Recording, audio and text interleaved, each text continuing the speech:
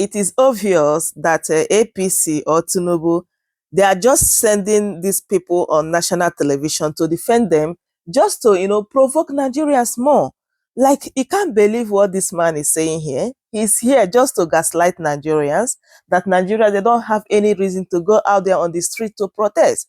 Are you even telling Nigerians how to protest, where to go, and this and that? Like, is this really a democracy, my people? According to him, when Tinubu and other people that are in government today protested, they have aim, they have target, and they have purpose. That the one that is going on today is political motivated. They just want to destroy what Tinubu is doing. Oh my God, this is an example of what Mr. Onokpasa said today, that Tinubu cannot fix Nigeria with Lagosians. Like, Tinubu needs to fix Nigeria with Nigerians. This man here, allegedly, is one of the people that are making decisions for Tinubu. And look at where those decisions and policies, landed us today. And the annoying part is that these people, they are still living in denial. They don't want to agree that it's because of all the policies Tinubu made that landed us where we are right now. But I love how Mr. Charles tackled him. My people, let me allow you guys to just watch and see what he said here. I'm going to be right back. How important is it for the Tinubu administration to mitigate the impact of these protests before they escalate into something that could potentially be more politically damaging for the president and the APC party? Charles, at a point in the life of a country, we need to sit down and tell ourselves the truth. If anybody says to you that Nigeria is not confronting or confronted with or by so many issues, that fellow may not be truthful to himself. We have problems, but the problems of Nigeria didn't start today. I wonder why what we thought was going to end our years of recklessness as a nation. Yeah, for many years, Nigeria has been trying to mitigate against so many upturns in our policy, in our social life. But whether we did those things meticulously, such that can portend a good future for our children, I'm not convinced. So, the reckless of yesterday has haunted us so much today and has become a big problem for us all. Whether you are rich or poor, it doesn't make any difference anymore. But my issue is, the inflation we are experiencing today will come at some point, and it has come. The best thing to do is to confront it and solve the problem. Okay, a couple of young people, in my view, pushed by some other people, have come to say, let us continue to protest, without actually galvanizing the aim of that protest. What do they want to achieve? If you say end to bad governance, what do you mean? You want to topple government? What exactly is your aim? Nobody knows. You don't know. Well, I think the broad strokes of it is end bad governance. But they've articulated specific things that they want done. Like what, please? One, for example, is to bring back the subsidy on fuel. Okay, they told you that. Because they said, they were here yesterday. Oh, fantastic. So you know them. They now have a face. They said they very good. Well, I don't know where you've been. You've probably been hiding in the office where you are, but I think the rest of Nigeria... I thought they didn't have a face. ...knows their faces. Okay, so good. And in fact, the government has arrested some of their people, so they must know who they are. Okay. One of them is the bringing back the fuel subsidy. Okay. There's so many things that they've actually asked for. And I think they are saying some of their people have been arrested. They want them released. And give 250 minimum wage or something. Yeah, 250,000 naira minimum wage. So, there are several demands. Let us just discuss. We have enough to discuss. Those two are just too good enough for us to talk about. They said government should bring back fuel subsidy. They said government should do 250,000 minimum wage. I ask you, Charles. You're asking me. No, because you are a Nigerian. No. I I want to ask you a question, and I'd like you to listen and answer me. Why? We are both Nigerians. We are both adults almost the same age. Yeah, but I'm wondering why you're asking me the question. I'm asking you're Nigerians. a part of the federal government. You should be talking to the protesters. Feasible for government to pay 250,000 minimum wage? Of course, the Labour Congress had been on this matter for so long. They have resolved with the government that certain amount of money is just not feasible. As a matter of fact, the private sector said categorically they cannot afford to pay. So if the economy cannot absorb a demand, how do those people intend to achieve it? Well, let me attempt to. Okay, there are issues. Let me attempt to put an answer to that question. Okay. Although clearly I don't speak on their behalf. but what I need to, the point they're making is that if the country is going through what the government says it is going through, then there needs to be demonstrable behavioral changes on the part of the government to fit that thing that they're saying to the Nigerian people is happening here. You see what I mean? To fit the optics that they're sending out. The point is that they're saying you can't be buying new aircraft. You can't be building new apartments, new buildings at billions of dollars for the vice president. Billions of dollars. Billions of naira. Okay. For the vice president. You can't be giving off those kinds of vibes. It's very important the way that you conduct yourself. You have to lead by example. You can't be telling people that you can't afford to do this, but then you go around and for your own officials, you spend a lot of money. They're looking at the National Assembly. They're looking at the presidency. They're looking at the monies that are being expended. And the impression that's being given to them is that they don't matter, but that those other people do. That is, you see, I find anyway, when I looked at them, I see that, quite frankly, they are young people.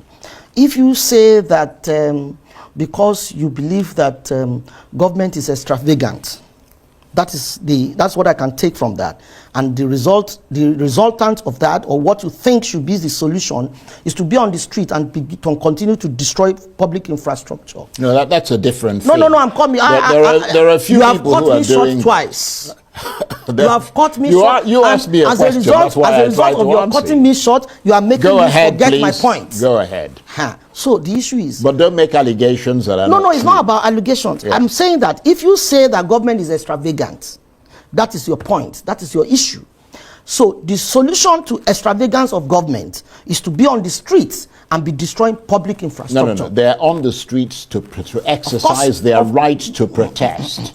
There are a few elements within Charles, those ranks. I live in Nigeria. I'm not you. You live in London. Oh, come on. I live please. here. You see, so I'm saying to you. You see, this is the problem I have with you. You always try to find some backdoor way. I'm saying to you that I know what protests. If anybody tells you he wants to protest in Nigeria, there is no way. Tell me how many protests you have seen that haven't led or that didn't lead to public destruction.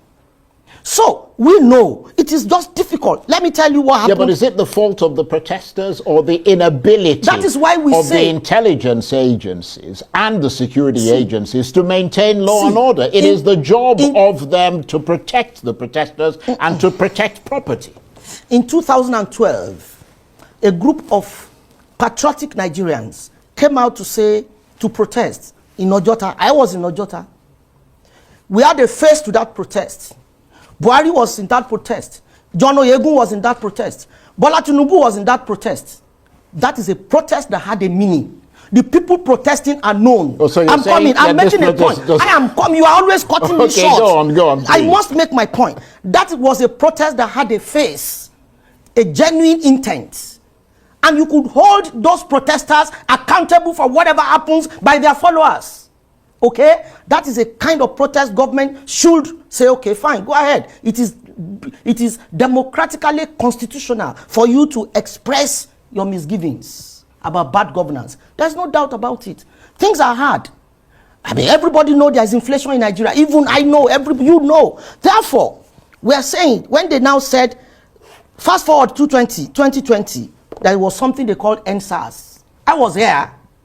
And I was here as well. NSAS ended in serious catastrophe. If you were in Lagos, you shed tears. I was right in Lagos at the time. Everybody was crying. They were destroying everything, and it didn't have any correlation with police brutality. How does police brutality, will make anybody to go and burn high courts, City Hall? About a lot of infrastructure just destroyed. They attempted to break Ikoyi prison. Kirikiri. What are we talking about? So we know once they say they want to protest, they are just trying to destroy public peace. That's a very, very unfair generalization. No, but okay, tell me one protest you have seen that not led to public destruction. The issue is not. We are talking statistics and logic. I am asking you, Charles, tell me one protest you know that not led to public destruction. If you tell me 2, I'll tell you 5 that have led to public destruction. So therefore, in view of the fact that we know that there's going to be public destruction of infrastructure, it is better to say, come in a conference format, express yourself, say what you want, put your points across, let us sit down and discuss, deliberate and dialogue. After destruction, there will be dialogue. Even those who went to war and they killed themselves, look at what happened in Rwanda. Didn't they negotiate at the end of the day? Well, whether war, whether discussion, I think you made the point, okay? So therefore, I am saying to these young people, if you know that you cannot be accountable for whatever happens from the action you precipitate, you better think twice. Right. Well, there are 2 sides to that story. You made an allegation against them. They made an allegation against the government. They say that the government infiltrates their ranks and plants people in there to cause some kind of destruction. Hold on, it's not a matter of belief. Okay, it's a matter hold on, you're interrupting me now. We're not in a court of law. Well, I am your guest. I'm the one that is supposed to be speaking. You are supposed to ask me questions. Well, but you asked me a question, and therefore I'm answering you. So you want to ask? Is it a rhetorical? Okay. Now I am Arise TV. You are Otumba Ajiboye. Let's go on. Is it a rhetorical question which answers itself? Because if it is, I won't speak, and you can speak on. No, go ahead, please, Charles. The point is that they have a right to be heard. Correct. Okay, I agree. That's number one. Number 2, they allege that their demonstrations are broadly peaceful, that they are infiltrated by people who are planted there to cause mayhem. The point I think we need to focus on is not, you did say at the outset that you didn't want this to be combative. No. Yeah. We have to so you wanted to have a discussion. Twice. But when you're throwing these kinds of allegations against them, that's not going to ameliorate their tempers. Let me just make this point and then you can continue. Okay, please go ahead. Because you might have won the election, or as some would see it, you said you won the election. No, you don't say all of that. That's not right. No, hold on. You won the election. Let me just, you went to court. You lost in court. Not me. Not me. So then why do you say we claim to win the election? I am simply being journalistic. No, don't be journalistic. But straightforward. Do you agree? Yeah. Do you agree that you may have won the election? We won the election. No, hold on. We won the election squarely. Let me make the point. But choose the right words and language. Can I make the point? You will make the point if you say it properly. You might have won the election. We won the election. No, let me finish the sentence. Go ahead, it's an incomplete sentence. Okay, go ahead. When you hear the rest of it, then you can assess what I'm saying and how I'm saying it. You might have won the election, but you now appear to be losing the race for the hearts and minds of the Nigerian people by the style of governance that the president and your party has chosen to adopt, and the way that he and his administration, of which you are a part, come across to the Nigerian people. Would you agree to that? Charles, please be fair. Be fair for once. What do you mean for once? We're always fair. You need to be fair, and I'll tell you what's going on. This is a country we all know very well. I was born here 61 years ago. I know this country like the back of my hand. Nobody can tell me any story about Nigeria. Look, anybody coming to sit before you to say that government planted people, it is just It doesn't make, it's not adding up. You want to go and attack a man in his house, and you are saying that he already has people to attack him so that they will claim that you are the ones that attacked him. How logical does that sound? See. Well, there are a lot of illogical things in this country. Let's be very honest. And you say again that the Nigerian people are against us. I don't understand. No, I didn't say it. No, what I said was that you appear to be losing the race for the hearts and minds of the people. When we started this discussion... You know you are an Englishman. When we started this discussion...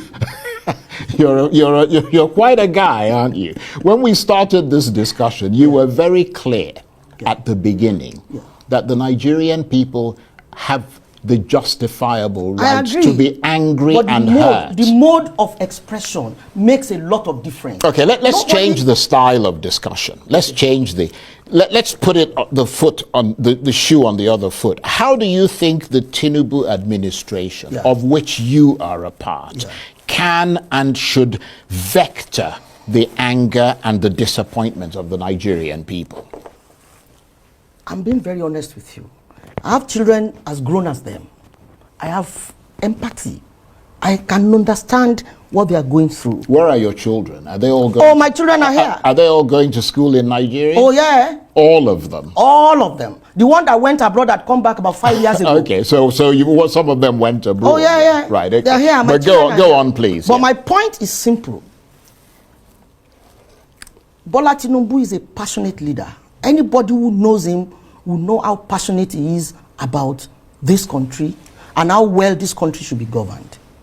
I have related with him, and I can vouch for his commitment to good governance. Now, this is a man who just came to power 1 year, 3 months.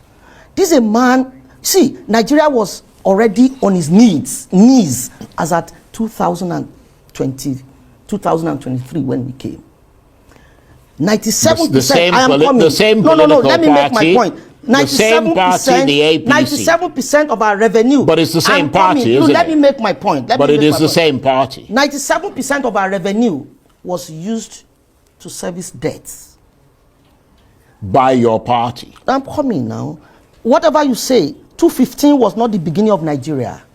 Your party was in power before 2015. No, my party? Everybody. Look, I have told you that you can't tell me the story of Nigeria. I know the story of Nigeria, and I know where everybody belongs. Yeah, but I would urge you to be circumspect in the way that you make your allegations. Okay, so you don't have a party, no problem. Clearly not. Nigeria didn't start in 2015. The party that ruled Nigeria before 2015 had its own mess. Whatever you say, however you look at it, Bola Tinubu inherited a government that was using 97% of its revenue to service debts. But you concede that that is an APC government. Why do you keep saying that? But it is an APC government. Okay, if I say it's APC government, what problem will it solve in this discussion? No. If I say it's not APC government, how will it solve? Yeah, so let's it's good to put things in context. Go on, you please. know the party that ruled Nigeria before. Go on, please. So therefore, I'm saying 97% of our revenue, of Nigeria's revenue, was used to service debts. Now, fuel was subsidized, petroleum subsidy, electricity was subsidized. Naira against dollar, foreign exchange subsidized. We were meant to do 2 million barrels of crude, OPEC to OPEC. We are doing a portion of 700 barrels per barrels, 700,000. And that was your party, the APC. Wait now, due to oil theft in the Niger Delta, due to oil theft, which you couldn't manage. So therefore, your party. Therefore, 2023, we came to power with this kind of rot on the table. We couldn't move forward. You mean you continued? We couldn't move forward. You continued in power. You understand? Your party we couldn't move forward from power. this point. But the point remains that you will not allow us to make a very good discussion if you keep to truncate my thoughts. But you continue. No, you don't do that. Let me finish my thought process. Let it go well. Then when I deliver, you can ask questions. Then I'll answer. Go on. Therefore, so Bola Tinubu came in 2023 with all these things on the table. Nigeria doesn't even have enough revenue to meet up with its obligations. Now, the previous government did not provide for fuel subsidy for June 2023, for instance. So that Bola Tinubu says fuel subsidy is gone did not mean he wasn't in power. He couldn't have removed fuel subsidy the first day in Eagle Square. Therefore, fuel subsidy was no longer there as at the time we took over, or Bola Tinubu took over. Therefore, anybody saying that he removed fuel subsidy is just ignorant. My point is, with all this plethora of problems, there must be a way out. The way out is that we need to tighten our belts. Nigeria was going down, sinking 2,500 feet below sea level. Now, if a surgical operation is not done immediately, whether they protest or they don't protest, naturally Nigeria will fizzle out. So, for Nigeria not to fizzle out, somebody says, let me take the bull by the horn. Let us find a way to salvage this country. On one part, genuinely. There are other people, election losers, this, that feel, no, we will make this country ungovernable for this man. They are orchestrating, calling people to be protesting here and there. So they started the protests. If that protest can be curtailed, they gave them MKO Abiola Stadium. Protest here. Say whatever you want to say here. How did we get to public destruction? That public destruction part of it has removed every good thing about that protest. So, I will advise, let them put up a conference.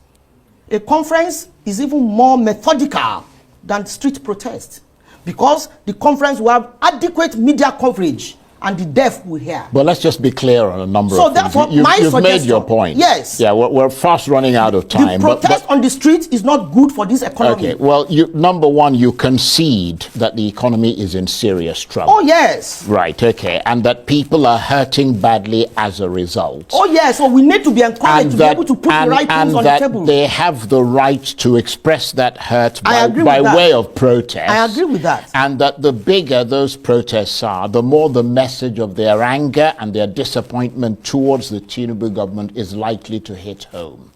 Those are facts that you've conceded to.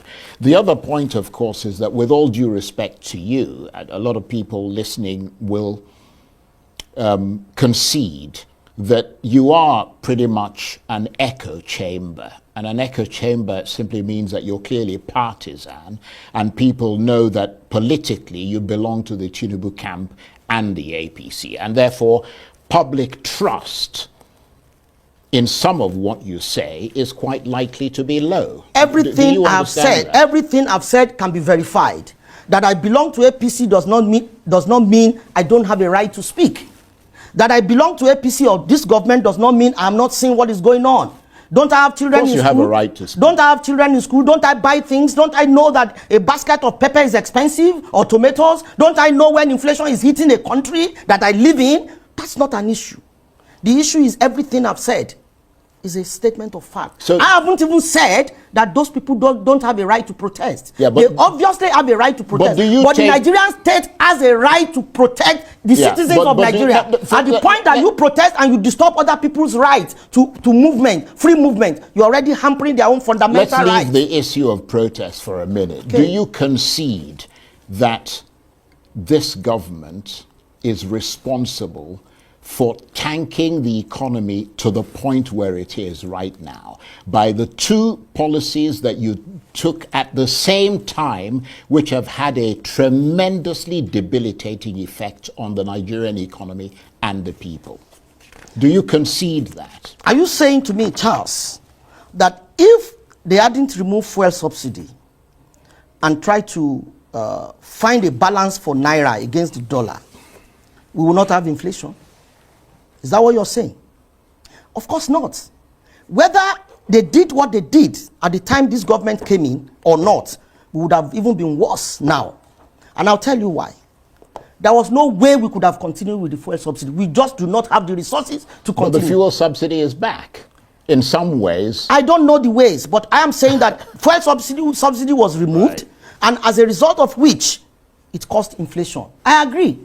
Now, the Nigeria does not have enough resources to subsidize most of the things we are subsidizing. The truth remains that we have a lifestyle in this country that is so expensive that we can't even match up with our resources.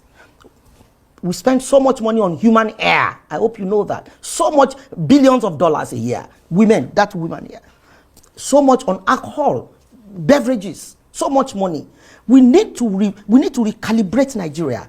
Our style of living as a people need to change. How do I mean? It's very simple. What are the things we import that cannot be made in this country? None. None. Are you saying that, see, my agency is a cultural agency, it's about culture. And because we see that the problem is getting seriously painful for people, we say, okay, let us start a cultural technology department. What will it do? Look at everything we use, Let us look, see, the Chinese people made so much impact with bamboo, ordinary bamboo. We have a lot of natural resources. All we need to do is to put our heads down, think properly, and be able to turn most of these things into domestic, manufacture. We can manufacture most of the things we spend a lot of dollars on in this country. Okay. This is the place we should go. This is where we should be. All of those boys, young boys on the street protesting should come and attend to issues, begin to make things. China closed their borders for 30 years. And they produced what they were eating. For 30 years, they closed their borders because it was getting to a point where if they did not look inward, they would collapse. China today is one of the greatest nations of the world. Well, we can do the same in Nigeria. We need to be determined. And if we are determined, this is exactly the kind of lesson Bola Tinubu is putting across to all of us. Well, on that note, I want... My people, this is unbelievable. I hope you guys heard when this man said that fuel subsidy was not there at the time Tinubu entered into office. Does it mean that Buhari removed fuel subsidy without Nigerians knowing? Like, these people are just confused. Honestly, look at the people that are making decisions for this country called Nigeria. Why can't Nigeria be the way it is right now with all these kind of people? Chai! May God help us all in this country. My people, I hope you guys heard everything this man said here. Like, I'm just weak, honestly. Please help me to leave your thoughts in the comment section as always. And also, please, if today is your first time here, don't forget to subscribe, like this video, and share it as well. Thank you everyone for watching. And I will see you guys in my next update. Goodbye for now. Welcome to Shammer Seniors TV. Call off it.